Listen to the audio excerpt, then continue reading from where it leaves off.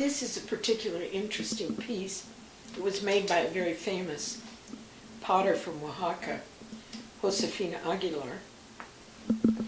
And it's interesting because it combines both Christian and Aztec motifs.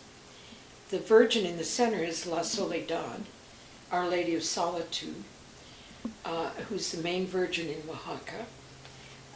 Our Lady of Solitude because she stands alone before the empty cross after her son has been crucified. And she's centered between two devil figures called Judas figures who represent darkness and the forces of evil as well as the big spiders at either end of the arms of the cross. Below is what is called a skull's rack. And the Aztecs had one at the foot of their main pyramid in Mexico City, where after they sacrificed somebody, they would put his skull on the rack and allow it to desiccate and dry. And at the foot is a sombrero guitar-playing Mexican skeleton.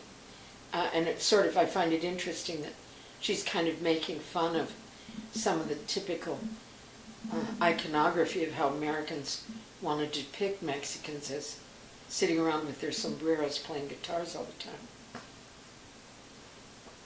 the time.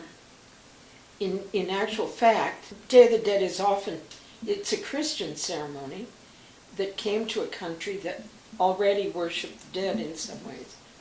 Now, Mexicans are often sort of accused of worshiping the dead, and I don't believe it's worshiping the dead so much as remembering the ancestors.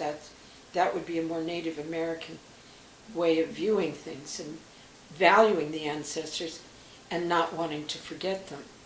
So when you give a child a sugar skull and have his name written on top of it, in fact, you're saying to the child, someday you will enter into the realm of the ancestors.